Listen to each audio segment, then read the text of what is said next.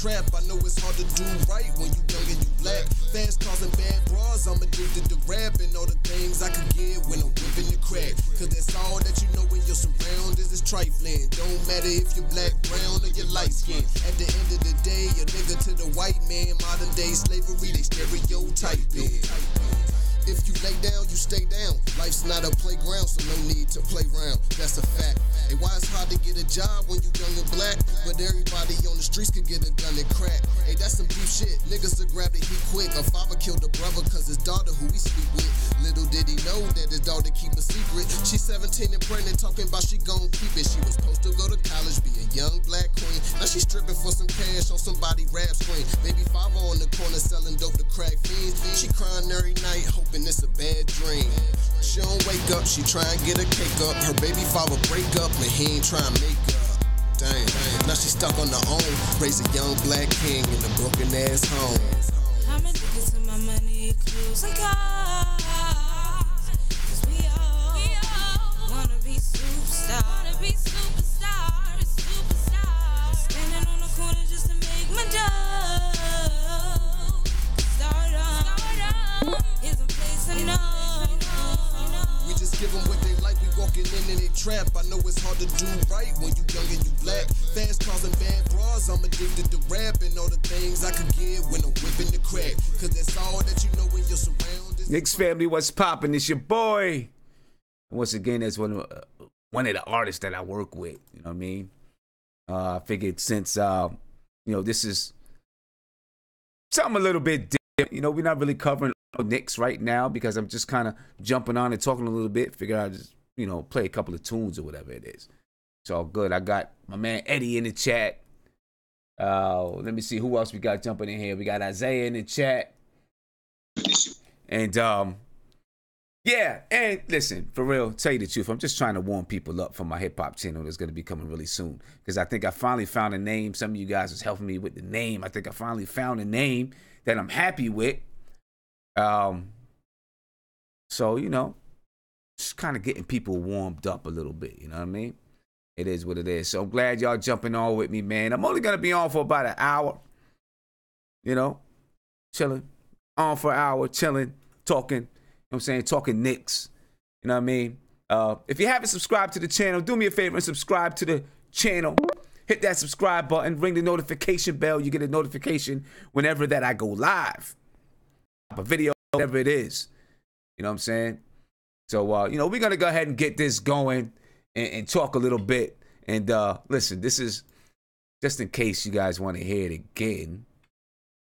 I'll pull it up real quick if you want to hear it again. You know what I'm saying? The young lady that's singing, she's a real talented artist. Her name is Tay. She rocks. You know what I'm saying? She definitely rocks. You know what I mean? I see my man Isaiah in the chat, bobbing his head. Listen, I had Isaiah try to throw me a couple bars the other day, y'all. I'm addicted to my money, clothes, and cars. Sorry to say it, Isaiah, but it wasn't happening, bro.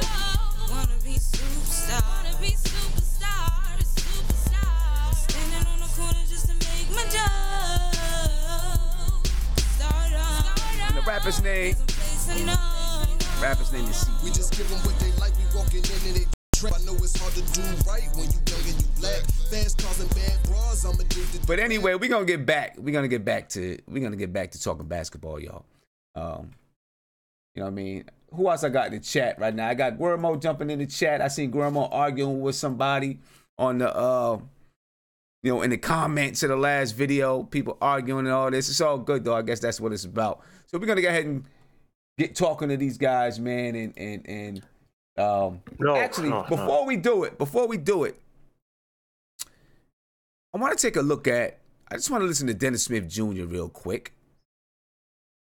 Because, you know what I'm saying, we're talking about, Dennis Smith Jr. has been out with back issues. Right? Back issues. He's having back issues.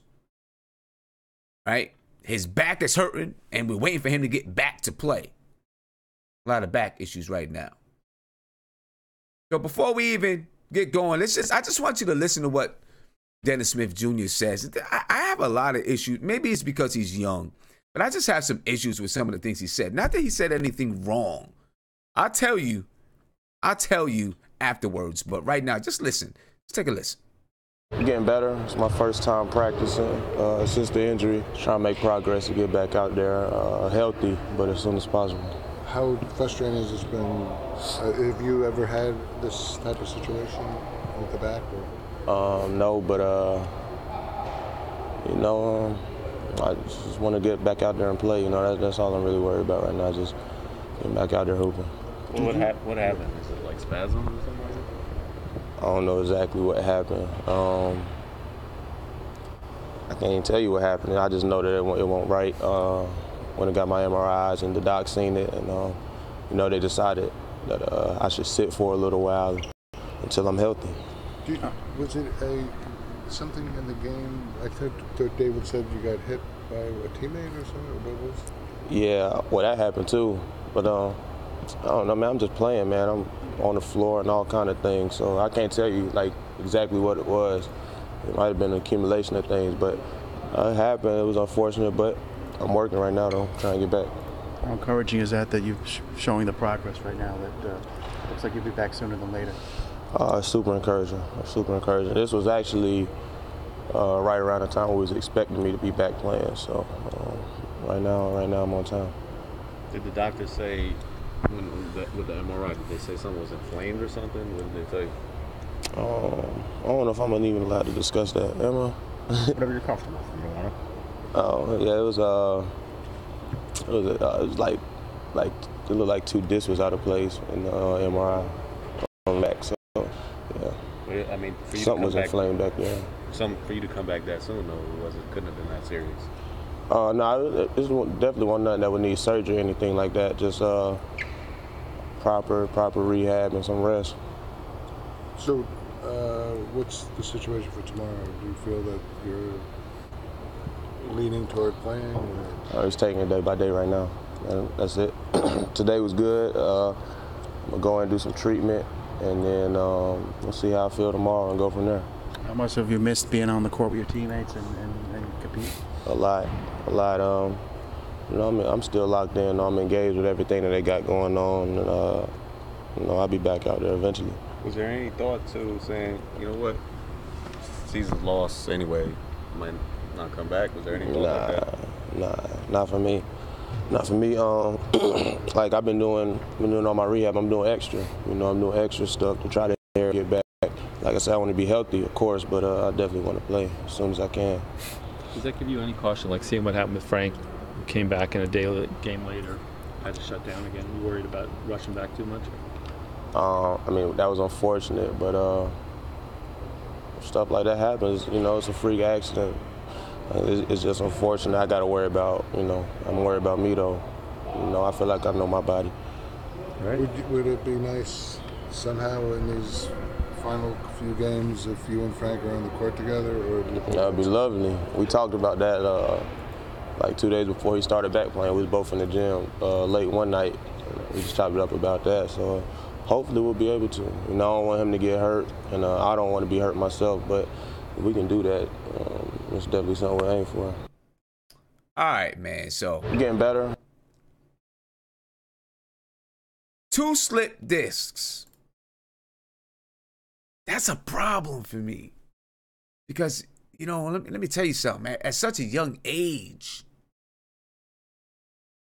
and it is funny, man. You get, I don't know if it's every team in the NBA, but it seems only with the Knicks. He's got to look over and ask if he's allowed to discuss something.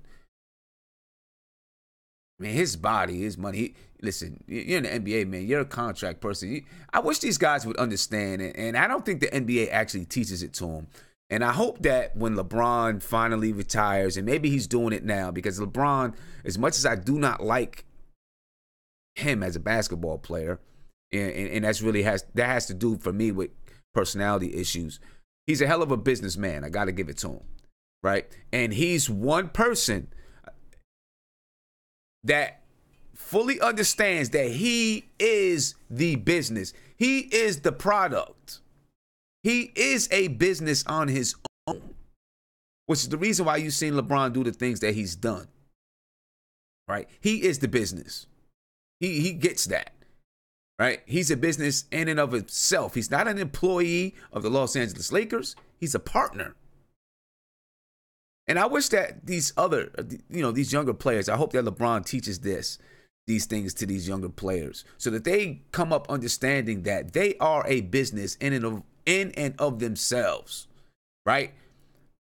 Take it to heart what Jay-Z said, right? I'm not a businessman. I am a business man, right? Get it. Understand that.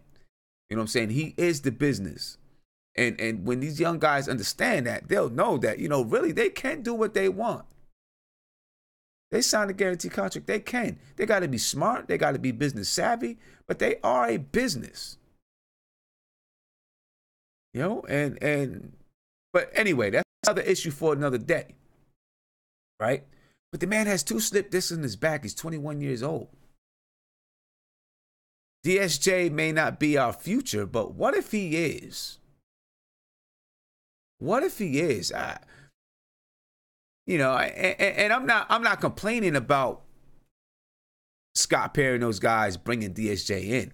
I'm just actually concerned about the kid being 21 years old and he already has back problems. Back problems don't really cure themselves. Once you have back problems, from what I understand, I pulled my back when I was young, right? I was working at this place when I was in college, and I lifted up this big giant hammer is what it was called, right?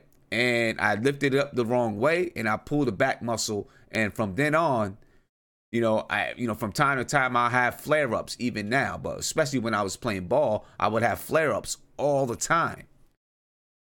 You know what I'm saying? They don't go away. They're there. You know what I'm saying? I'm unmuting everybody. I'm going to have everybody unmuted. If you could turn stuff down in the background. What do y'all think about that, man? Dennis Smith Jr. Hey, Sim. Yeah, Dennis Smith Jr. Back issues. 2 slip discs. Before I say that, can you do a beatbox for me? I got a couple rhymes I want to spit. Oh no. Hey, come on, just give me your. I just did. You didn't hear me? I hear you. Try one more time. Let me see. Okay. MBK rap. Oh my lord. I got Guillermo. I got Eddie. You should know I'm spitting because I'm ready. I'll tell you real truth. I like spaghetti. And I'm so ready. Guillermo. Oh, man, get out of here. That joint is bad. Listen, we need little. I'd rather listen to Little Yachty, man. This is god awful. What was that? I got balls all day. Spit that hot fire. Who would have fired? I don't know. Come on, man. Isaiah. Can I spit that hot fire? All right. Let's talk about Dennis Smith Jr., man. You about to make everybody on the chain, you about to make them go switch and watch something else. Hey, man. Mess around with you, man. Go ahead, man. So, go ahead, Isaiah. What was you gonna say? Well, I was gonna say, about DSJ. Seb, I remember back in the draft. Remember last year when we was at the draft and we wondered why Michael Porter didn't get picked until Denver and why the Clippers didn't take a chance on him with 2 picks. Listen, man, when you're young and you got back issues, you're pretty much almost like, what's the purpose of drafting you? No disrespect to the kids, but it's like, what's the purpose of drafting you when you're gonna have back issues? That's like you said, you can't really do nothing on your back. You really can't, It's basically, it is what it is, and it's like, as a kid, that's pretty much the way Dennis Smith Jr. plays. He doesn't play a traditional guard. He plays more like an athletic shooting guard. So he just needs athleticism, and you're gonna lose that if you have back issues. And it's unfortunate because I'm not the biggest fan of the kid, but I do want the kid to succeed and to become a good player. It's just really unfortunate, and it's like, I don't know, man. It's like sometimes the Knicks can't get a break when players having injury problems or just something. There's always something wrong with our players, man. It's like they always got injuries and. I don't know, man. It just always happens to have a lot of players with the Knicks that guys that we have see potential just always get injured, whether it was KP, whether it's Frank, whether it's DSJ, whether it's Kevin Knox, Mitchell Robinson. They always had these knick-knack injuries, and the back is a serious problem. So hopefully hopefully something can happen that's good for the kid, because that'd be pretty bad for his career. Yeah, man. I mean, right. Regardless if he ends up being a Knick long term or not, you hope that it doesn't derail his career, because he's a player. He's a player. You see the flashes, the potential of him being a really, really good player in the NBA. You know what I'm saying? He's a guy that could have a good career, but something like back issues like that could really derail it, man. What do you think, Guillermo? Yeah, man. What I'm scared about with DSJ is just the knees, because remember he had the 2 ACLs like basically blown out.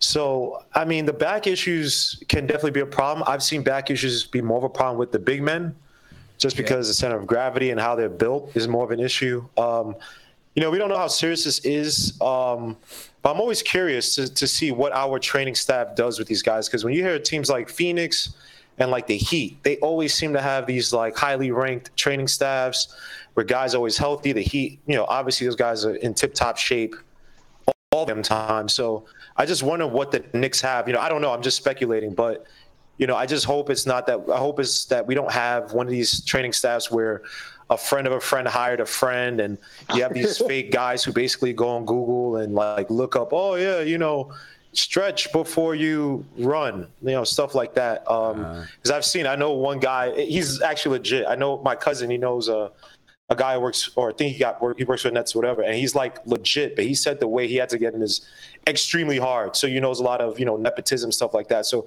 I just get really scared about what our training staff is doing. Look, I'm a Mets fan. We've had injuries for years with certain guys, and our training staff has been crap. So it could be a problem where we just have a poor training staff. But I don't know, and I hope it's not something that's genetic long term. So hopefully he's just milking us to just sit out for the rest of the season, just stay healthy. Hopefully, so yeah, hopefully. Who knows what kind of? I mean, we were supposed to have we're supposed to be able to get the top training staff. We have the money to spend to get the top medical staff, the top. Whatever it is, we have the money to spend to do it. You might as well go ahead and do it. And also, Sim, I'm scared because the thing with Frank, do you think he was rushed to come back? Because this might be on the training staff where you might have some ineptitude where you're telling Frank to come back. And Frank is not I don't think Frank is the type of guy he's not the type of guy Paul Pierce or someone who's trying to say, bring me back in, coach, I could play, or like a Kobe who's going to go out there and play with no legs and no hands and still give you 30. But, if you're telling Frank to come back and he re-injures it that quick, do you think that maybe Frank was more injured than, maybe the training staff assessed? Or maybe, when you're talking about a groin injury, I guess maybe, and maybe this is Frank being a young kid, maybe Frank didn't actually say how bad it was hurting when he was doing certain drills and things like that. Because you talk about a groin, I don't know how much, what are they going to You don't have much visibility. Yeah, what are you going to do to really tell outside of Frank saying, it hurts when I do this, it hurts when I do that. And if he wanted to get back out there on the floor, he might have felt like, you know what, I'm good. Yeah, there's still a little bit of a twinge, a little bit of a pain here, but I'm good. Not realizing that when you get back out on the floor and you're going hard, you're putting a little bit more stress on it. So who knows? Because listen, that comes into play. Just coaching, teenagers and everything. They're quick to say, I'm okay, coach. I'm okay, coach. I'm good, coach. I can go back out there, coach. I feel good. They're quick to do it. Yeah. It's really hard to say. Eddie, what do you think, man? I'm coming to you. Well, it kind of makes me upset. It kind of makes me upset that he injured his back, or maybe he was already injured because in Dallas he had a back injury. Right. But it makes me upset that he would even talk about it. You know what I mean? Why would you say that? It's not good for anybody. It's not good for him. It's not good for the Knicks. it really upsets me, man, because the kid, he's beautiful to look at when you watch him play ball and he does his thing. You know what I mean? He has that like that New York style of basketball that we all like to see, but he has that Derrick Rose type game where he's gonna get injured. He's gonna get injured. Yeah. And I don't see him staying with the Knicks long term. And I think they already knew that. To be honest with you, that trade was all about getting rid of Tim Hardaway, Courtney Lee, getting those 2 picks, and seeing what they got in kind of like the Moutier mold, seeing what they got in a young point guard. Right. You know what I mean? But I don't see them being the answer. I don't see them being the answer. I don't see the Knicks re-upping them, Dennis Smith. Neither Moutier, unless he comes at a discount. And yeah, it kind of like upsets me, man, because I do want to see the kid win, but I also want to see the Knicks win. Right. And I don't see that happening. I don't see that happening. Yeah. Now Dennis Smith Jr. has he's still on his rookie contract, so he still has a couple years left on his contract. Before you have to worry about re-upping them. So I'm at the point where if I could flip Dennis Smith Jr. for two second rounders, like I'll probably go for it, man, because his attitude and his bravado is not something that I would like in a young core.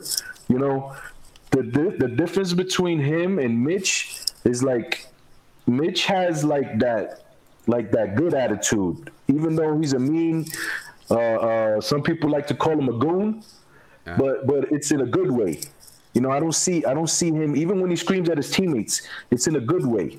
Like I don't see him having a type of attitude that I see from Dennis Smith Jr. and I don't like it, honestly. Like it's not something that I want to have around. Yo, but Eddie, can I ask you a question though? Yeah, go ahead. Like, I agree with you to an extent. I think that attitude goes a long way. Some people just build with it, right? But I just wonder, right? Why is it that you got other teams and coaches who are able to take so-called trouble guys and get the most out of them, right? You got these guys who they've been kind of written off in terms of bad attitude, but then they find a coach. And it seems like they're the type of father figure type coach or a coach instills something in them, right? Remember that coach, I forgot who was it Malone, that was getting the best out of Cousins before he got hurt on the Kings. And I mean, Cousins is a malcontent, but he was able to actually tap into Cousins. He did that by screaming on Cousins, getting on Cousins. Like, you know, is it just that, and I'm not saying we fire Fizdale, but do you think that Dennis Smith Jr. is just not salvageable, or do you think that maybe our coach isn't up to task and getting the best out of him? I actually think that he's not been so bad on the Knicks, but I just see it still in him. Like I see it in the back. Like he's been trying to be a good guy, but I can still sense it.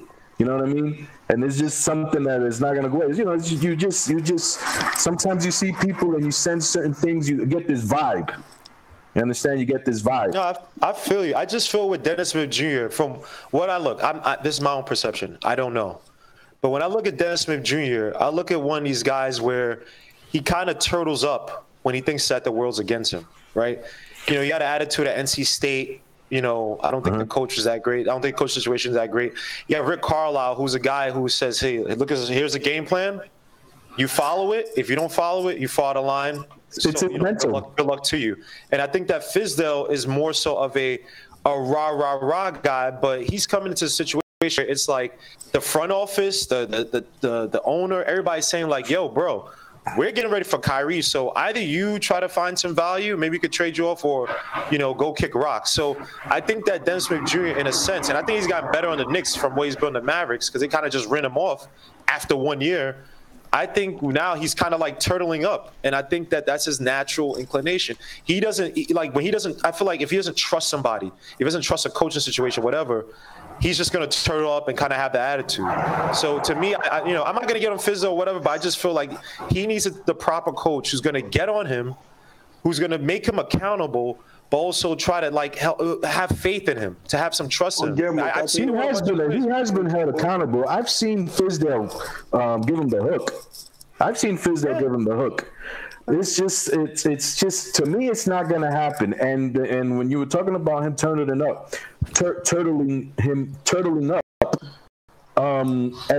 in late possessions, his mental, it's not good.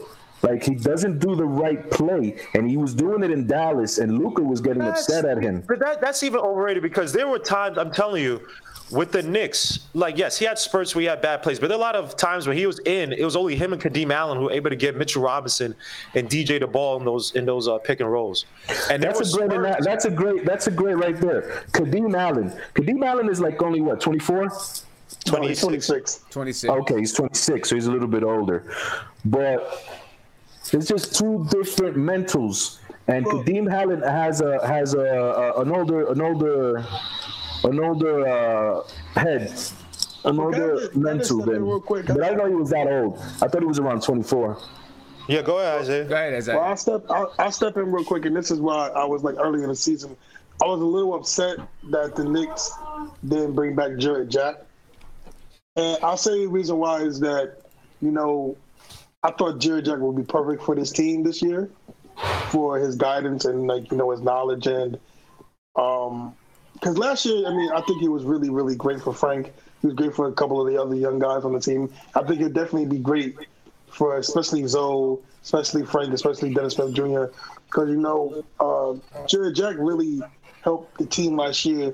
And we just didn't have the right veterans. Like, to me, I'm sorry, Lance Thomas, to me, isn't the guy to, he isn't the guy to tell the young kids, just tell them what to do, my opinion. Teach them. I don't think Lance Thomas was that type. Jared Jack was definitely the type to tell them. And the kids would listen. Like, we all know that play when Frank did that nice move.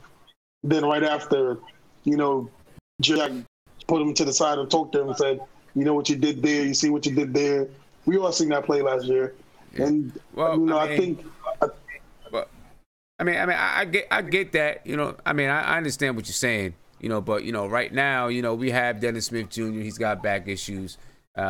Teams around the league know. I see a lot of people in the chat, say that we can get maybe we can get, or someone one of you guys said maybe we can get 2 second rounders for him.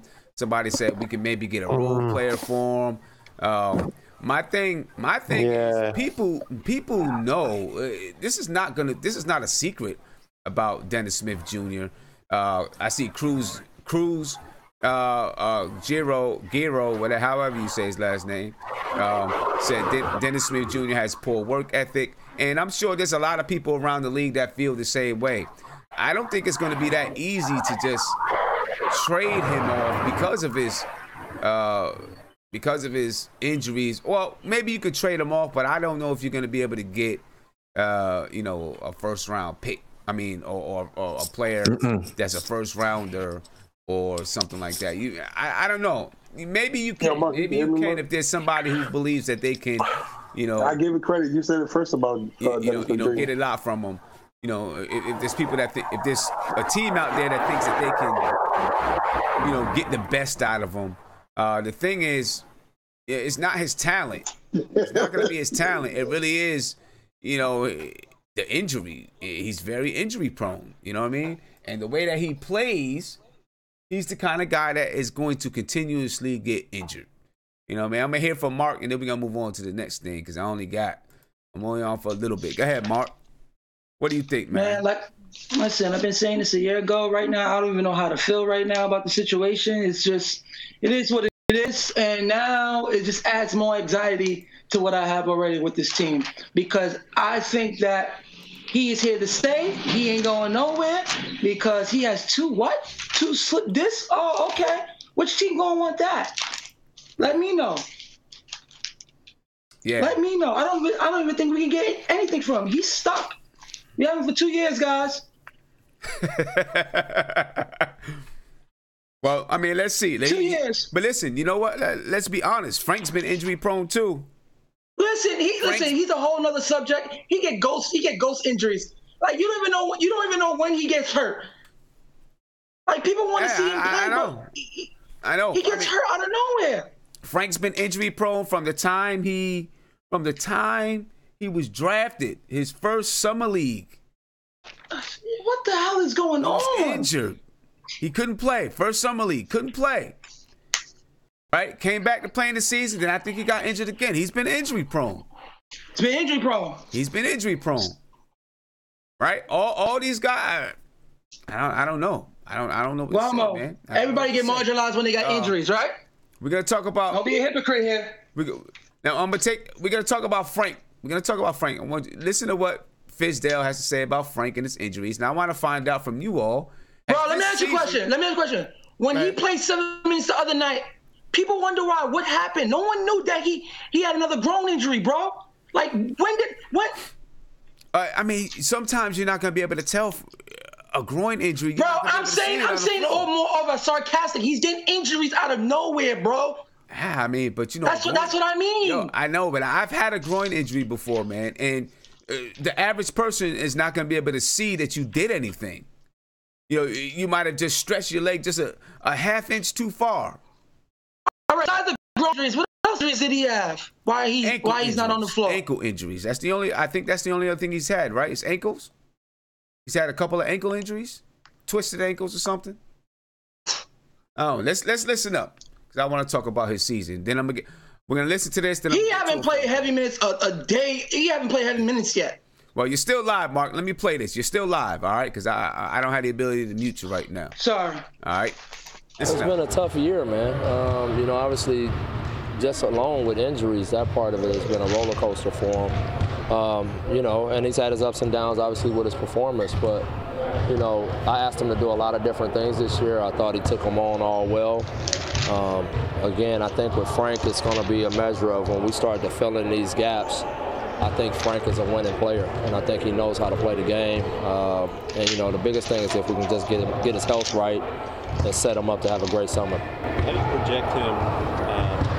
Do you project him still as a kind of playmaker, or would it be better suited as kind of if he learns how to bury the three on a consistent basis, being in the corner? That's going to be one big thing we got to get there, just where the three ball is consistent. That's whether he's on the ball, off the ball, no matter what. I think we got to hammer that home, and then I'm still going to just continue to use him in that, you know, versatile role. You know, as we start to move forward and I can get Dennis off the ball some and get him running off of some screens and things like that, that's where Frank is a valuable asset because he can get you organized and get you into stuff, but at the same time guard bigger guys. So I want to still use his dimensions to help us in a lot of ways. Did you learn anything about him this year that maybe you didn't expect to get to know about? He's a worker, I know that. He brings it every day. Even when he's hurt, he's trying to do anything he can to get back on the court. He's tireless with that, and I was really impressed with that this year. Where is his status? I think they're going to reevaluate him and Zoe after this today. So we'll find out what the situation is, how he reacted to everything, and take it from there. Before the season ends, how important is it to see Frank and Dennis playing on the same team? I'd like to. I don't think it's the end of the world if it doesn't happen, but I'd really like to see it. Because that was what I was really hopeful for with Frank coming back. You know, is that once Dennis got healthy, we could take a look at that. You know, so hopefully in the last games here we can get him out there. But if it's not, then it's not the end of the world. We'll get him a great summer of work, get him better, and get him on the court next year. Shut him down. All right, so there you have it. There you have it right there. You know, shut them both down. It makes no point. I agree with you. What's the point? Right? What's the point? First question. Has it been a wasted season for Frank? Yeah, like when did he play?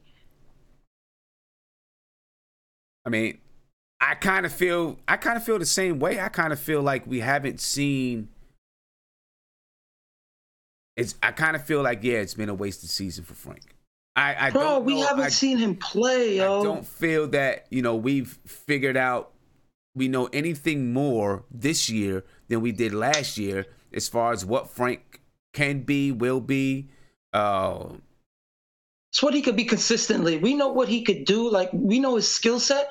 We want to see that consistent level. That's what we want to see. And we haven't seen that for 2 years. Yeah. It's hard. It's hard to say with the kid. I'm not coming down on him, but this is a problem.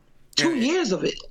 Right. But, it's hard to say if it's him. It's hard to say if it's the way the coaches have used him or not used him. Right. Because, he hasn't been used consistently in one role. It's been trying to figure out what he is. And I don't know if that has hurt his development or not. In my mind, it hurts any player's development. Right? Unless you have an all-world player that can play all over the floor. Now, Frank can play all over the floor in at least 3 different positions. We know he can do that. Right? But with a young player, I think it's kind of important that he has a role. A foundation player. I wish he had a foundation player to play off of. It would have been much better for him. It's just, it just seems like it was a wasted season. A wasted season. Bro, we need that Men in Black thing because that's what this season was about. Yeah.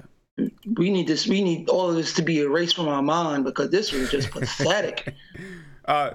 Gorham, I'll come to you in a second. You guys are both live, Mark and Gorham. I'm gonna get this phone call and then I'm gonna come to you. Caller, you're on live with Nothing But Knicks. What's poppin'? Hey, what's up, Sim? I'm good. What's poppin' with you, man? Nothing much.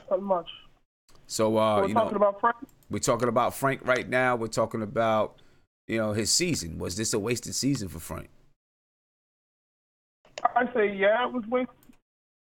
Only because he was injured. I mean, he just never played consistent minutes. We had so many guards we've got, 4 guards now? And then we traded away Trey Burke and Tim Hardaway Jr. I mean, we're so guard heavy that Frank never got a real shot as where he was the guy. He's never got as much. Yeah. He's never got consistent run time like even Kadeem Allen. No, I can't say that. He's gotten a lot more than Kadeem. Nah, he got more than Kadeem, bro. Yeah. He got more time, but I'm just saying he didn't get more time at the point. Well, that's because Kadeem Allen can't really play. He's playing the 3. He's playing the point. I know, but nobody sat him down and gave him 5 games. Exactly. Point guard. Well, he did. He had like 9 games at the starting point guard spot.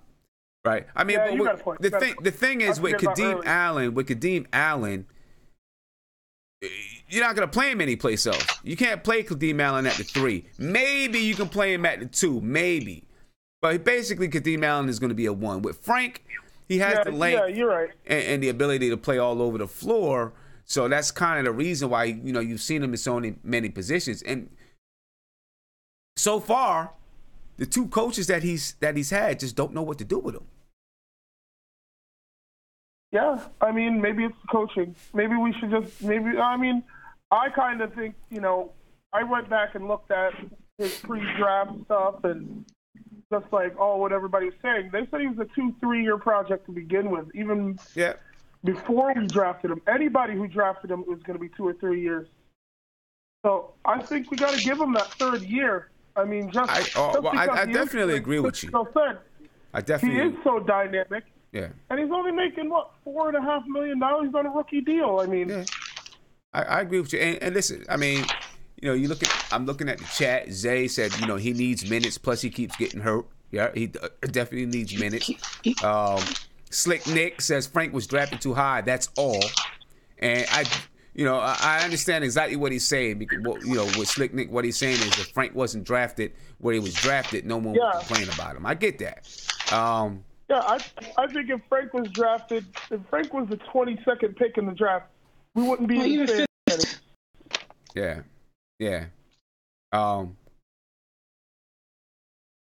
I tell you what though. And this could be different. This could mean different things. When I listen to Fizdale talk about him, like he was just talking about him, it doesn't sound like it sounds like he's looking towards building with Frank in the future, right? He's like, when we start to fill in these gaps. He's a commodity. You know, right? When we start to fill in these gaps, you know, Frank is a player that he knows how to play the basketball game. He knows how to play basketball. Yeah. He plays the game the right way. Basically, what he's saying is he does a lot of those little things, and when we start to fill in the gaps, he could be one of those guys that you fill in the gaps with. Oh yeah, right. No, I mean, we know he's we all know what he does. He's an elite defender, and you're going to need that in today's game. You're going to need a ball stopper. There's so many dominant point guards. So and then, you know, there's so many switches, and everybody switches. There's no man-to-man defense, basically, in the NBA. So, you know, you need a guy who's 6'6", 6'7", 7-foot wingspan. I mean, he's got to get a consistent shot, like Fizdale said. Yeah, he's got it. I mean, listen, for Frank, I think, at least until some of his other offensive game, you know, grows. You know, Frank is gonna have to be that 3-and-D guy until you know, the other parts of his game grows. I see every once in a while some slashing ability, some one-on-one ability. You know, you see he has all that here and there. He has the ability. He has the ability to get spots on the floor to get his shot off too. We've seen him do it. He doesn't have that mentality yet, maybe not the confidence yet. So until he gets it, he's got to be a 3-and-D guy. And right now he has the D, but he doesn't have the 3. You know what I mean? He's got to get that 3. The scary thing is that, you know, if he starts to fall into just being that 3-and-D guy, maybe the other parts of his game don't flourish. You know, we'll see how that goes. But the only thing that kills me about like any kind of trade scenario with Frank is that I would hate to let him get on a team with a coach maybe better than ours, or you know, just different philosophy, and flourish. That would be. Well, I mean, it'd be like what it would you know, as a Knicks fan, you know, when you see him on another team, there's guys you wish the Knicks had kept. You know. Yeah. So if we're scared to see him go on another team, why don't we adjust how we play to get what we think another coach would get out of him?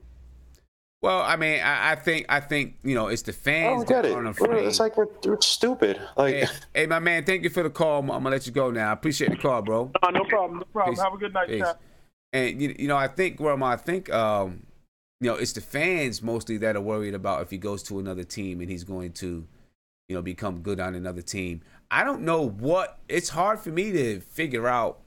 I guess it's hard for all of us to figure out about any player. I don't know what the Knicks think about him, though. I think they see his defense prowess. I don't think they're going to get rid of him just due to his value and his salary cap. I always say this. If he was able to play against someone like foundational type players, you would see his skill set more. It will come out more because that's all he would have to focus on. You get what I'm saying? And he would look a little more better because that would be his role. The fact that we're playing with a whole bunch of a loose goose type of players, you're not going to see it. You're not going to see it. Right. You're not going to see it. There's no structure. There's no structure with these players. Most of them do all the same thing. You get what I'm saying? When you watch Moody and Kadeem Allen, they all do the same thing. So you're not going to see the consistency out of him unless he's playing against a scoring point guard that go out and get the buckets where he could be the defensive player and sometimes can make playmaking moves. Right. You're not going to see it. Why is it that, and I know what you just said, Sim, with us being scared that Frank is going to go, right? So Fizdale wants this De'Aaron Fox, like that's his prototypical point guard, right? He obviously doesn't have it on the team right now, right? You know, I understand we're tanking, so I can't really make the assessment too cleanly. But he wasn't truly so-called tanking, right? Why is it that Fizdale cannot change his style to fit the players around him? You know what I mean? And I think that may have caused him some trouble, especially with Gasol when he was in Memphis. And I'm just surprised he hasn't learned from that now because he's been around two coaches who know how to adapt their game and yet have an identity on defense in Pat Riley and Spoelstra. He's around those guys. So I'm looking at this, right? And I understand people don't like Frank, whatever. That's perfectly fine. Whatever. But the whole fact that you have fans who are scared that Frank might go to another team and they find potential in him, like I'm just like confused as to why Fizdale doesn't see that. And maybe he does. Maybe he's trying to stash him for next year. Maybe it's just pure tanking. All I can be saying is conjecture. But if he isn't, the way he uses him, you had a caller who called in and said, why don't we use Frank in the post? We've been saying that since the summer, Sim. All of us been saying that since me, you, Isaiah, all been saying, hey, put this boy in the box, utilize him there. When he was with KP, he needs guys who off ball. You have a guy like Dotson who's now excelling off ball. Why is that we haven't seen more of this implemented versus this heavy on-ball style where you have DSJ, you have Moutier, you have Frank, all these guys have not risen to the level of being that De'Aaron Fox type of point guard for you in the system. Why is that he hasn't changed? Because number one, Frank is he's not offensive enough to be in the post. That's the only way he'll be able to create. That's an absolute lie because you saw him in Spurs do it last year. He didn't do it as often. He would have some games where he'll do it like once or twice during the game. No, he wouldn't. No. That's BS. Frank wouldn't force it because he wasn't the focal part of the offense. But when he did it, when he had those little turnaround, hezzy, what do you call it? Clutch shots, double clutch shots. I don't say he was abusing guys down low, but he was effective in spurts. But they just didn't run the offense through him. So it's they just didn't do that. So it's I'm not going to agree with that because the reason why I brought it up and the reason why that other caller brought it up to Sim a few shows ago was because when we saw him do it, he was effective. And we even said, I remember, Sim, we had a conversation, we were talking about this, and we were like, get his confidence up by having him in the post because he likes to, not abuse, but he likes to take advantage of smaller guards. And when he's there, he also can pass out the double team as we've seen it. So to say that he doesn't do it, that's definitely not true. No, because he lacks the confidence. But they don't run it. What are you talking about? I'm not going to have confidence in something. It's not even that they don't have confidence. They don't run it. They make Frank, Fizdale was trying to make Frank a three-point shooter. He was trying to make him this on-ball, catch him, off the hezzy, off the crossover type of guard, this on-ball heavy guard, which he is not. He's not that prototypical, New York basketball. He don't have the confidence to be offensive enough to be in the post. That's what I'm saying. But they did not run the post. Fizdale did not run him in the post. What are you talking about? When you watch Marcus Smart, he has an offensive ability where he's not afraid to post a defender. Now, if he's a threat, when he's a threat offensively in the post, it will cause more. But he's not a threat. Mark, how many times did Fizdale run him in the post this season, Mark? Most is when Hornacek was actually allowing him to do that. I'm not saying he'd allow him to do it a lot because Hornacek was pulling him in and out of the lineup, but Hornacek was at least allowing him to do that a little bit more than Fizdale. Fizdale allowed it in spurts, but then as the year started to progress, he wasn't allowing Frank to do that. Played the post, bro. He barely played it. That's okay, but listen, Mark, because you're not listening to what I'm saying. Fizdale did not run the offense that way. Fizdale ran the offense with literally a point guard, possibly a pick and roll. Other than that, the point guard was literally starting up top and driving the ball to the basket, dishing out if he was double teamed, or throwing the alley-oop. That was all he had. We didn't have a real half-court system where Frank was catching in the post and operating from the post. So you can't say you have confidence if it hardly happened. Not confidence. Okay, he lacks a consistency to be on the court, period. For a coach to give you a role, you have to be consistent enough. You have to be consistent enough on the court to do something. And he's just not that right now. And he having injuries. Yes, because they didn't run that type of offense. This is what I'm talking about, bro. But you're not going to run. You're not going to run an offense through a kid that cannot score, Guamo. This is right. Because So I'm gonna come to you, Isaiah. I want to ask this. I, for one, do think that Frank could have been effective in the post. And I'm not saying you got to run the offense through him all the time, right? But I think there could have been times, maybe 3-4 times a game where he got touches in the post. And maybe he didn't score in the post, but he probably could have found the right person, found someone cutting out the post, some things like that. And especially if he had a 6'2" guard on him, I mean, give him the chance to shoot over top of him. I understand exactly what you're saying, Guillermo. They didn't give him a chance to. They just didn't do it. I remember one time when I broke down the 5-minute Frank clip, and Frank, I think he set maybe a little slip screen for Tim Hardaway Jr. and he was moving down to the post. And he had I forgot who he had on him. He had a little guy on him. And Hardaway, instead of looking down to him, he passed it back out to the top of the key. I think the ball got stolen or something. I don't remember. Right? But that was a prime time when you could have looked for him. You know what I'm saying? Now, but I think what Mark is saying, though, is Frank Ntilikina he doesn't have that confidence, at least right now, to go in the post and say, give me the basketball. Probably because people are going to ignore him. Right? You know, like someone like Tim Hardaway Jr., those guys would have been like, what? I'm not giving you the ball in the post. Right? Because he does have to prove that, you know, okay, you want the ball in the post, you got to prove that, you know, you're going to be able to go get a bucket. But you got to give him the ball sometimes for him to prove it. So at least down there. If he can't shoot threes, try to get him in a spot where he can be a little bit closer to the basket.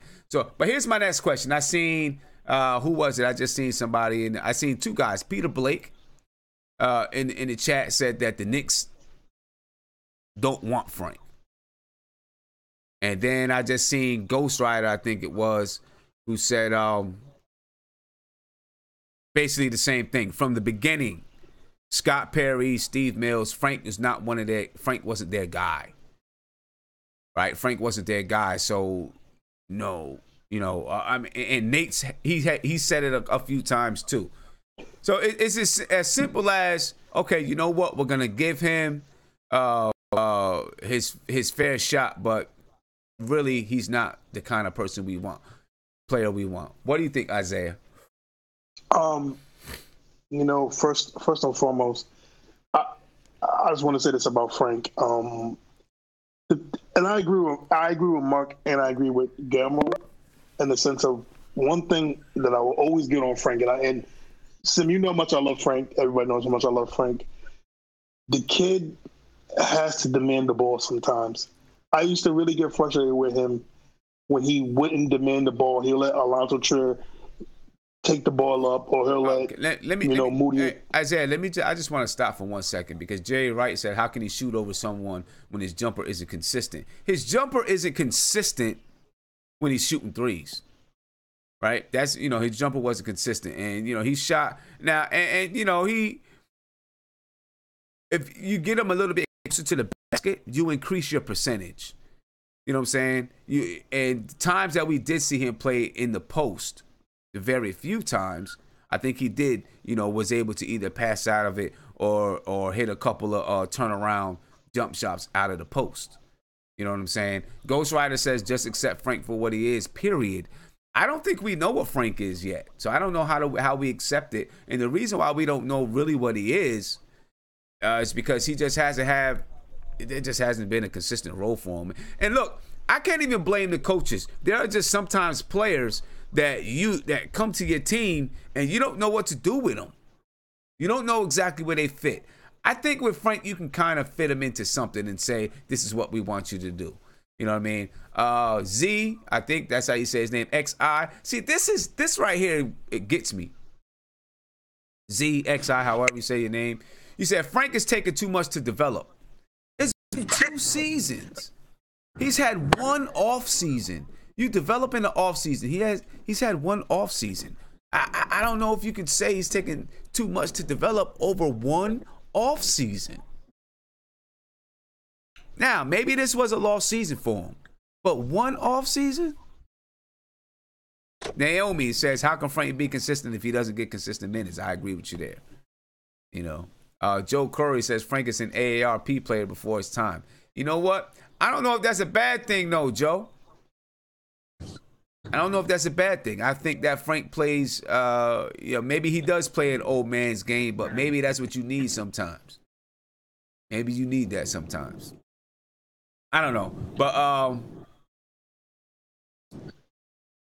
and I don't think people are saying to feature.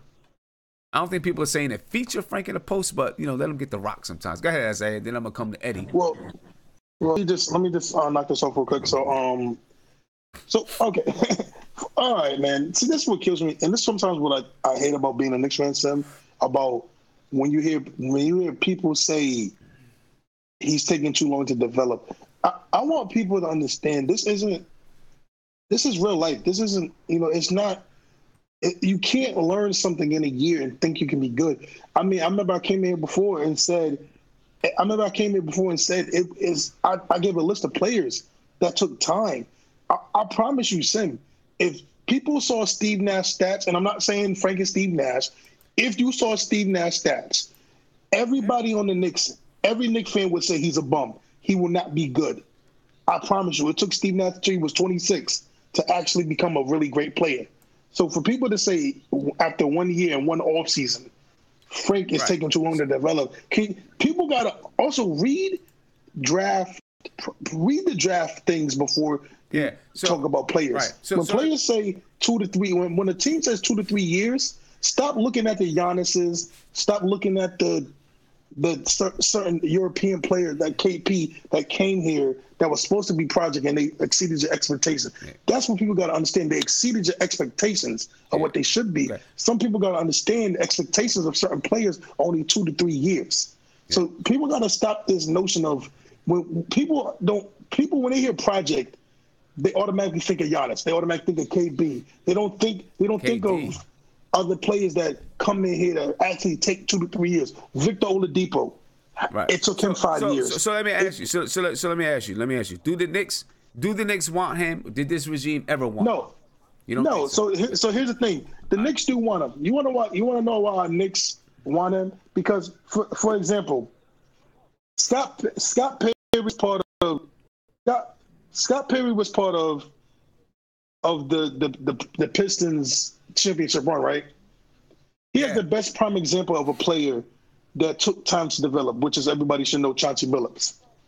So I think Scott Perry sees the defensive abilities of Frank Ntilikina, and let's all be real. Frank plays elite defense. We saw the James Harden game when James Harden only shot like 1 for 9 against James Harden, and he didn't score that 61 on Frank.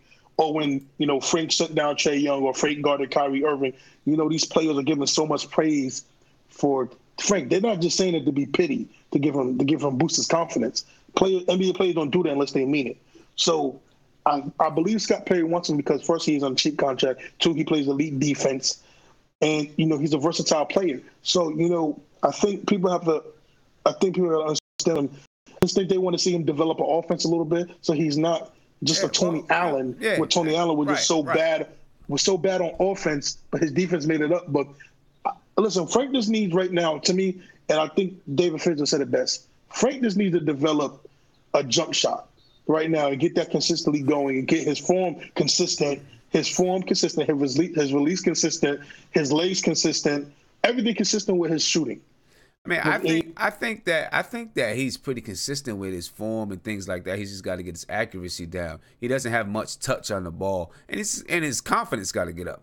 Confidence goes a long way. You know what I'm saying? He's got to really become a confident player. I'm gonna talk to Eddie, then we're gonna move on. Frank, all right.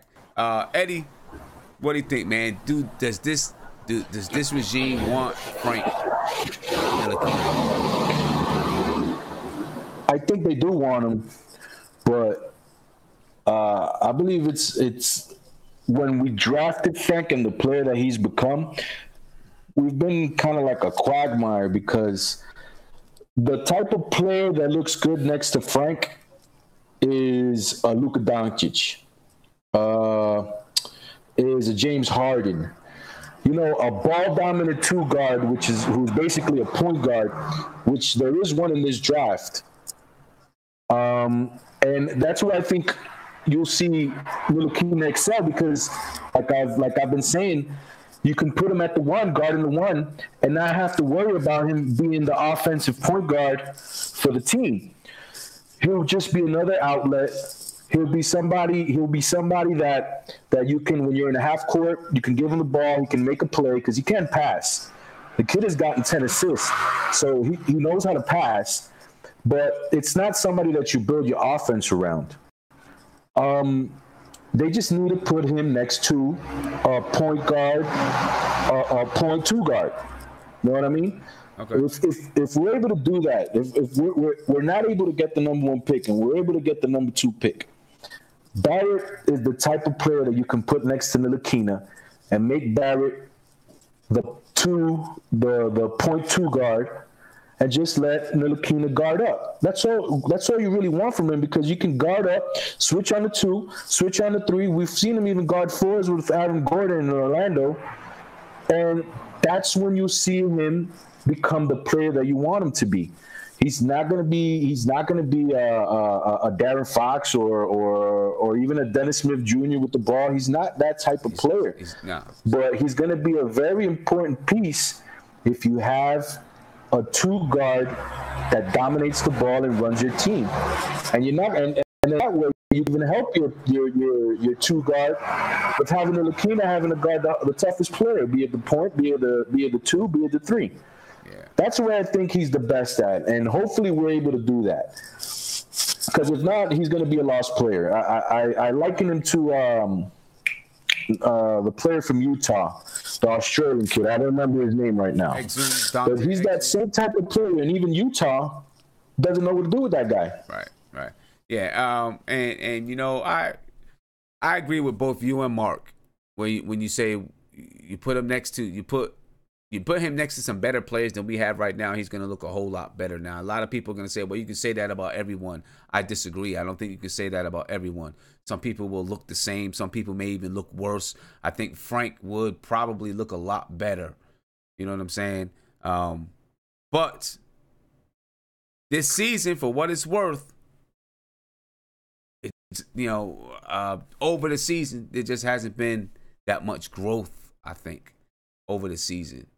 Partly due to, not knowing where he's going to fit in with the lineup, partly due to his injuries. It's been that kind of a season for Frank. I don't know if we've learned anything new about him. You know what I'm saying? I just don't know if I've learned anything new about him. You know what I'm saying? And, now Mean Son is talking about, somebody tell me when he can unmute. I mean, I don't know. I mean, this is what we talking about. You know what I'm saying? This is what we talking about. Only thing I ever see you do is, talk about give me a job. That's not adding a whole lot to the community. We know that's what you want. So how many times you going to say that? You know what I'm saying? How many times you going to say that? Let me get to the phone call. Caller, you on live with Nothing But Knicks. What's popping? Oh, hold up. There we go. Caller, you on live with Nothing But Knicks, man. What's popping? Hey, what's up? This is Ryan. What's going on, man? All right. About the Frank situation, I mean, a lot of people trying to say that Frank is a bum, but Frank, I don't feel that he's a bum because, okay, let's go back and look at his rookie year.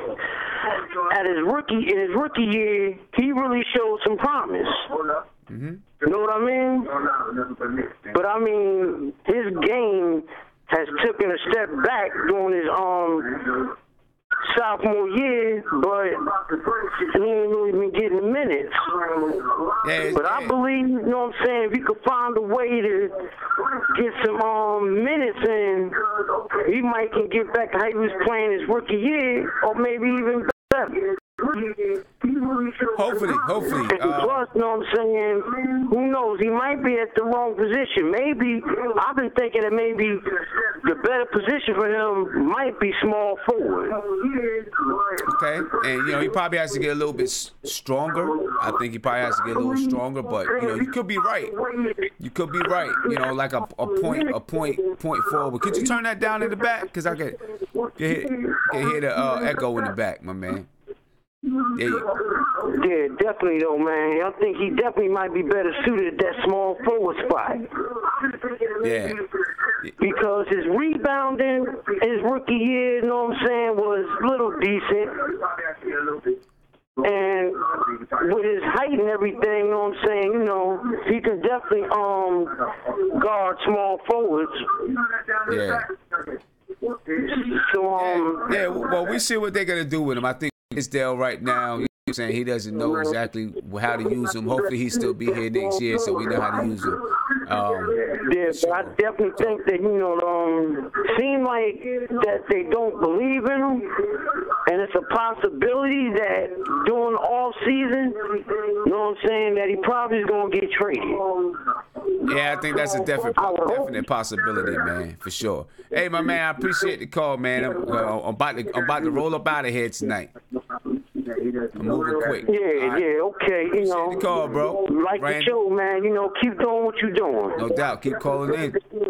All right, you have a good night. All right, you too, man. Peace.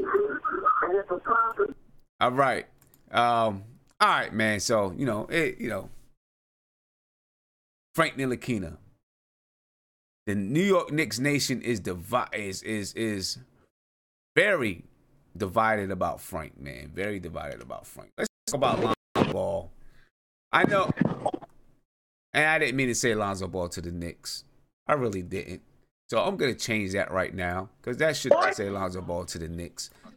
So let me take that off. I'm just so used to writing Knicks. So let me take that off. I don't want to get anybody too excited or too happy. There we go. Switched it up. Lonzo Ball to Nike, not to the Knicks. Lonzo Ball to Nike. As you guys probably already know, Lonzo Ball's had a falling out with the big baller brand, right? He's had a falling out with his father, right? So much of a falling out that he's even replaced, the big brawler brand logo that he had tattooed on his arm. He replaced it with some dice. And let me tell you, those dice don't look too good, for real. You know what I'm saying? They just don't look too good. But I don't know everything that's happening and what's going on with, the whole thing that's going on with Lonzo Ball and his father and all that kind of stuff. You know what I'm saying? But it's crazy. That's a real tough situation. All right, it's a real tough and sticky situation when you're having issues with your father and business and all that kind of stuff, and then it's put out there in the media, and it's just a sticky situation. Something that I'm glad that I hope that I will never have to encounter. You know what I'm saying? I don't know. What do you think about that whole situation? Here's my question. Is it too late now for Lonzo Ball to get that Nike deal? Right? A lot of people said that coming into the league, instead of trying to go independent with big baller brand, he should have just came into the league and signed a deal with Nike, Adidas, whoever it was, and then later on down the line, try to go independent. But listen, I understand exactly what they were trying to do. What I was saying earlier in the show about players understanding that they are the business, that is the type of what Lonzo Ball's father was trying to do, is the type of mentality that you want these young guys to have, understanding that they're a business and understanding how to capitalize on the media that they're given because they're in the NBA and the name that they have because they're in the NBA. But given the situation, obviously if he plays really, really well, then he's going to, he'll be able to get a deal, right?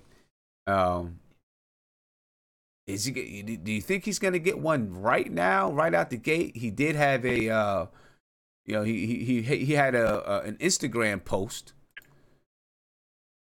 that I'm gonna throw on the screen, and it kind of alludes to him going to Nike, right? At least that's the speculation of it, is that it sounds like Nike. It says it's only a crazy dream until you do it, which a lot of people speculate that he's saying Nike, just do it. Speculating that maybe he's gonna sign to Nike. I don't know. Do you think so? Is he gonna sign to Nike? Will Lonzo Ball Well, he's already left the Big Baller brand. Will he now be, one of the Nike athletes? And what's going on? I don't know. Do you guys got any information? What's going on? What's happened? I know, his father's business partner or whatever was, there was like $1 million or however many $1 million that was unaccounted for in the budget and all kinds of crazy stuff. Yeah, it's tough, man. Especially when you had a father like, I think that his father really did want to try to, he probably wouldn't be a Laker if it wasn't. He probably would not be a Laker if it wasn't for his father. To be honest with you, if it wasn't for his father, the Lakers would probably have De'Aaron Fox or something. Man. I know I just made the screen look kind of crazy. There we go. So, I don't know what you guys think about that. I'm gonna come to Israel, man, because Israel just joined us. Israel, what's going on, man? What do you think? Hold on, brother. I've been on in a while, man. I've been watching your shows out in a while, man. Glad to see you here. Yeah, thank you, brother. Yeah, man. This whole thing with the Lonzo situation, man, is just, man. The kid is he's such a good kid, and I feel like he got taken advantage of by the guy who's running like his brand, besides his father, and yeah, man. If he should have never done this whole baller brand stuff. He should have just signed with one of these big Nikes or Adidas or PUMA, whatever it is, and he would have made so much more money, because I don't think he made that much off his brand. And yeah, actually, what you said right now about him probably not even being a Laker if it wasn't for his father, I actually was listening to that today on the radio. I don't know if that's where you got it from. And yeah, they were saying that if it wasn't for his pops, they would have probably ended up drafting De'Aaron Fox, which probably would have been much better fit for the Lakers if they had De'Aaron Fox. Forward, like he's probably signing with probably Nike. They're gonna throw a crazy contract at him, and they're gonna move on. Listen, at the end of the day, money talks, and this is all gonna be behind. They're gonna move on from this. It's not gonna be, his father hasn't even been out there, for a while now. So I feel like it's all gonna be gone. Eventually, he's gonna sign a deal probably with Nike, and that's it. Yeah, I hope, I don't want to see this whole, Floyd Mayweather type of thing where him and his father's beefing and all that kind of stuff. I hate to see that. You know what I mean? We need to see sons and their fathers together. There's too many guys, especially in the NBA, that don't have a father figure in their life or didn't have a father figure. Not all of them, but a lot of them. You know what I'm saying? When you have an example of a father that's in your life, and I know LeVar talks a lot of trash, but when you have an example of a father that's trying to do something for the kids, trying to do something positive for them, you like to see that relationship, stay intact. You know what I mean? Isaiah, hold on. Let me get it unmuted. There we go. Go ahead, man. And so remember, I know me and you were talking, a little bit after, we were talking about the rap and the other thing you wanted to get going. I'm gonna be real with you, son. This really hurt me as a black man seeing this going down right now. It hurt me, and I felt it in my spirit because, I really actually like the Big Baller brand, and I'm not joking about it. I'm being for real. I like it because to me it represented, a black man trying to start his own business and trying to change the game, and he was changing it. And I really do think, and I felt Nike and all of them were threatened. They won't say it, and people are going to laugh and think they weren't, but I think they were because of what LeVar was doing, and LeVar was changing the game. People are not going to give him the credit that he did for the G League, actually helping these guys get paid more money. That was really pretty much almost not all him, but it was he made a major part into it. He did some things that was he had all the right intentions and I think the right ideas, but he stepped a little bit above his bridges a little bit. You know what I'm saying? Like he tried to partner Big Baller brand with a Nike or Adidas, and have some kind of a partnership. He wanted $1 billion. And I was like, come on, B.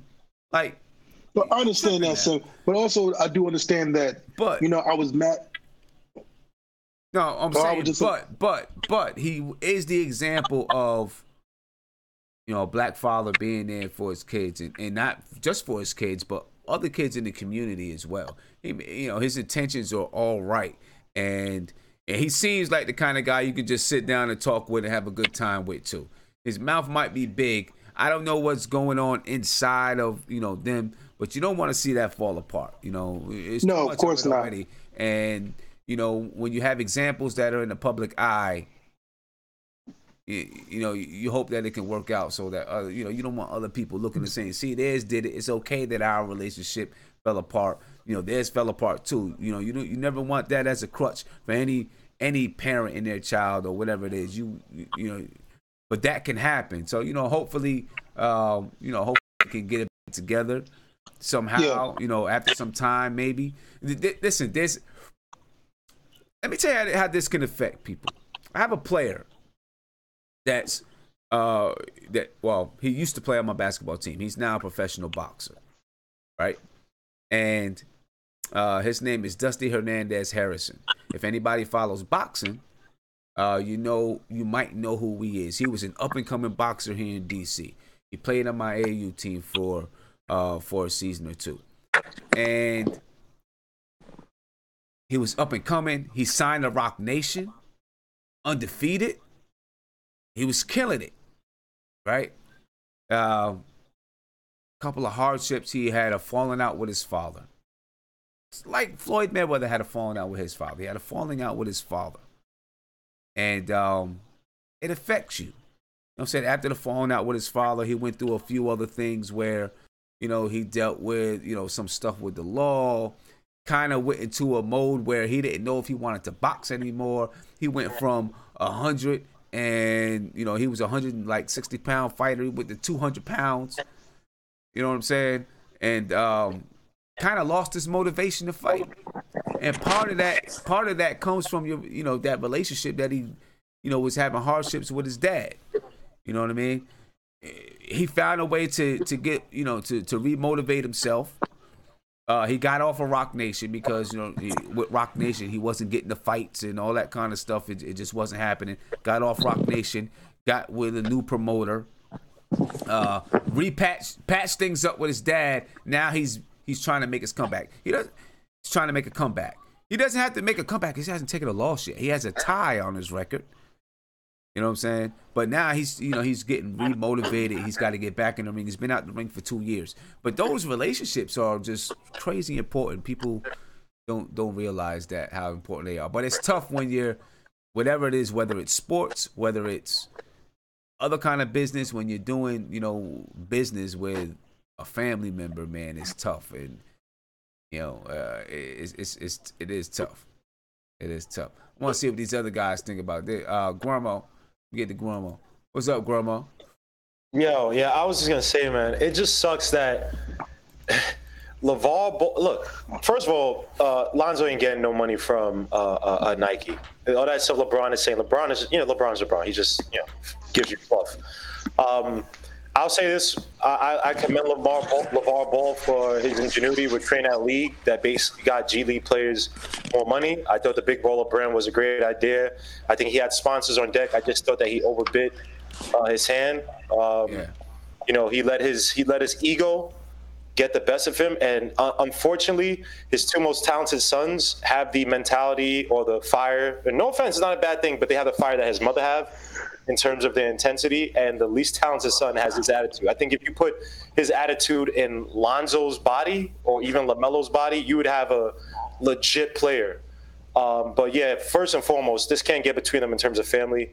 Whatever it is, they got to hash that out, cut that out. You know, family is family first and foremost. The money's going to come and go. The women's going to come and go. Let that all go. You're family, so they need to hash that out. But LeVar Ball or Lonzo Ball needs to grow backbone and say, look, Dad, I love you, but you got to stop doing the stuff that's messing up my career, right? Because if you look at it this way, I know the LeBron James thing kind of messed him up, but Lonzo Ball was never really going to develop on that team, especially with his father talking about the coach and talking about the organization and saying this and that, and kind of basically ruined his kid's career before it really got started. So, you know, it sucks that the whole BBB thing is kind of falling apart. You know, know, it's a great idea. I love what those guys are doing in terms of using their social media to kind of build a brand. But Lonzo Ball, honest to God, he's just not worth it. If you look at his, he hasn't improved. Y'all talk about Frank, and I'm not going to go back to Frank, but Lonzo Ball has been woefully disappointing, and he's gotten picked between Tatum, De'Aaron Fox, all that stuff. So yeah, he's not getting it back from Nike. Maybe he gets it from, you know, Asics or whatever Shaq had for his shoe or something like that. But yeah, Lonzo's not getting that back from Nike. Hell no. He doesn't deserve it. So I can see him going to Puma. Why? Puma's actually, they're building up a base. They are. They're building up a base. You know, they're building up a base that's, I was reading this somewhere. I forgot where it was. But Adidas and Puma, first of all, Adidas and Puma, they're like, you know, they're two brothers. One brother started Adidas, the other brother started Puma, right? For real? Yeah, in Germany. Yeah, in Germany. They're pretty dope. But the people who started, they're brothers. But their motto, the way that they are re-entering basketball is to start with fashion. Right, get people, and that's what they did. Right, they got Rihanna, they got Big Sean. They start not Big Meek Mill. Meek Mill. Big Sean is with Adidas. They but start with fashion, right, and then move you from fashion into sport or into basketball because they were already in other sports, right? From fashion into other sports. Lonzo Ball he's marketable. I'll say that. I think he's marketable. And I could see that. I could see where they would be able to sign him and be able to market Lonzo Ball in a just a fashion sense, and then of course move it over into basketball. I think it could be a good fit. You know what I mean? But yeah. But anyway, man. Hopefully, I'm hoping that they work that out. That everything is worked out. But I'm looking in the chat. People want to get back to talking about Knicks. There's not much to talk about with the Knicks. You know what I'm saying? Why y'all want to talk about the Knicks, man? We could. But you know what, Sam? I wish we could talk about some other stuff that's cool. We could talk about the NBA. You know, but people are right. It's nothing but Knicks. So I'll say this: it's nothing but Knicks and sometimes the NBA. There we go. It's nothing but Knicks and sometimes the NBA. Put that on the T-shirt. Man. So my man D Pleasy, I get what you're saying, bro. I feel you, man. He said, "How is this nothing but Knicks?" But we talk about Lonzo. Hey, you never know. Lonzo Ball could end up a Knick one day. Wouldn't put it past it happening. It could end up a Knick one day. Hey man, you could play to make your own channel, then, man. You know, it could end up Step a Knick one day. But hey, yo, Sim, you heard about what's his name? Mitchell Robinson giving a big shout out to DeAndre Jordan. What'd he say? That man, who? What did Mitchell Robinson say? Oh, Mitchell Robinson, man, he's just praising DeAndre. And since I don't think he means to. He got to the Knicks, man. He said his game changed a whole lot. And you can just see the way he's been playing. And I know we're not talking about this right now, man, but I just got to give DeAndre. Yo, Mark. That's the day that changes everything about this franchise. Hold up, Isaiah. Isaiah's just talking over top of people. Oh, I'm sorry. I thought you knew me, man. Anyway, I'm about to get up out of here, folks. I was keeping it a short one tonight. I'll be on tomorrow night. I appreciate everybody for getting on with me. You know, if I said anything to offend you, don't take it offensively. You know what I mean? Take it offensively. You know, I'm just joking. You know, it's all love in here. You know what I'm saying? We just chatting. Anything you Happy guys birthday, Joe. Yeah, my son's birthday today. The big 2-5. Happy birthday. Yeah, big shout out to him. Anything you want to say, Mark, to sign us off? Any last words, man? Yeah, you. Oh man, chat, keep your head up, man. We gotta keep our head up because, like I said, I don't know. Talk to me May 14th. Talk to you May 14th. Until then, talk to me. Until then, I'm unhappy. I'm just unhappy, bro. Talk to me May 14th, bro. Oh, man. All right. Yo, Sim. I broke his feelings. I was breaking his feelings. Yeah. What's up? What's going on? Let me hear a rap. No, man, I'm out, man. You ruined it. That corny rap you was doing, that nursery rhyme you was doing, man. Nobody want to hear that stuff. I got some bars for you, man. Sim, tell the chat to be diverse, man. We can't continue to keep talking about a team that is just cringy to watch from time to time. What more can we talk about this team till May 14th? Yeah, I mean, I guess I can't keep talking about a team that got 13 wins. I can't keep talking about that. We'll figure out something to do, man. I feel what you're saying. Jesus Christ! I feel what you're saying. Before we do head up out of here, ladies and gentlemen, one thing that I do want to announce: if you get a chance to, I know a lot of you have heard of Omni Knicks fan, right? I'm pretty sure you've heard of Omni Knicks fan. Well, I and other, give me 1 second. Myself and a couple other Knicks Knicks people have partnered with Omni Knicks fan. All right, just give me 1 second here. We've partnered with Omni Knicks fan to do a clothing drive. So what I'm asking you guys to do, if you have things that you can donate, you can donate. And I'm going to put this on my website. I'm going to put this on Twitter. All right. If you have things that you can donate, please donate. Right. It's a spring clothing drive. It's the first annual spring clothing drive. And you can see the other Knicks creators who have participated in this event, and people who've donated their jerseys. You know, if you have KP jerseys, Melo jerseys, Tim Hardaway jerseys, or whatever, you know, go ahead and donate it. And then they're going to take those jerseys and donate it to, you know, folks who can actually use those things. All right. Definitely donate my KP jersey. You know, so you know, if you get a chance, please, you know, go ahead and do that. The clothing drive is going to be April the 5th from 8 to 10:30 p.m. and you're going to watch the Knicks versus the Rockets. It's at Ray's, New York, 416 3rd Ave and 30th Street.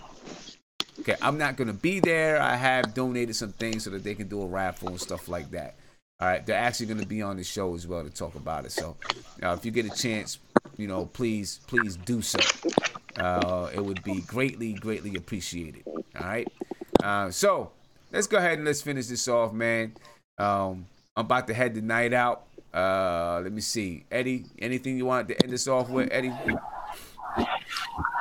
Yeah, I wanted to say that I broke Mark's heart. I told him we were going to sign Thaddeus Young to a 3-year, $50 million deal. Steve Mills was going to give him a 3-year, $50 million deal to our power forward for the next 3 years. And he almost started crying. So that's my bad, man. I didn't want to get him all melancholy. But it is what it is. May 14th, Zion, Barrett, Morant. Let's do it. That's it. Let's do it. All right, fellas. I'm out, man. I'm heading. And everybody keep your KP jerseys. Yeah, no, don't keep them. Don't keep them KP jerseys. Get them things up out of here. You know what I'm saying? I'm out, ladies and gentlemen.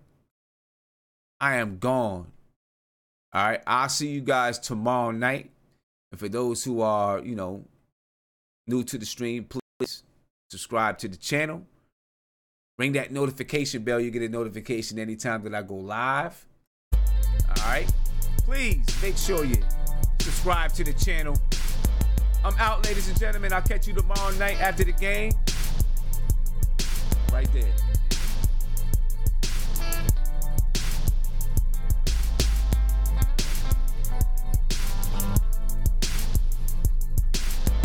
I'm addicted to my money, cruise and cars. Wanna be superstar. Standing on the corner just to make my dough. Stardom. Here's a place to know. We just give them what they like. We walking in and they trap. I know it's hard to do right when you young and you black. Fast cars and bad bras. I'm addicted to rap and all the things I could get when if you're black, brown, or you're light skin. At the end of the day, a nigga to the white man, modern day slavery, they stereotyping. If you lay down, you stay down. Life's not a playground, so no need to play around. That's a fact. Hey, why it's hard to get a job when you young and black? But everybody on the streets could get a gun and crack. Hey, that's some deep shit. Niggas will grab the heat quick. A father killed a brother cause his daughter who he sleep with. Little did he know that his daughter keep a secret. She's 17 and pregnant, talking about she gon' keep it. She was supposed to go to college, be a young black queen. Now she stripping for some cash on somebody rap screen. Baby father on the corner selling dope to crack fiends. She crying every night, hoping it's a bad dream. She don't wake up, she try and get a cake up. Her baby father break up, and he ain't try and make up. Dang, now she stuck on her own. Raise a young black king in a broken ass home. I'm addicted to my money, clothes, and cars. 'Cause we all wanna be superstars. Standing on the corner just to make my dough. Stardom is a place I know. We just give them what they like, we walking in they trap. I know it's hard to do right when you young and you black. Fast cars and bad bras, I'm addicted to rap and all the things I could get when I'm whipping the crack. Cause that's all that you know when your surroundings is trifling. Don't matter if you're black, brown, or you're light skin. At the end of the day, a nigga to the white man, modern day slavery, they stereotyping.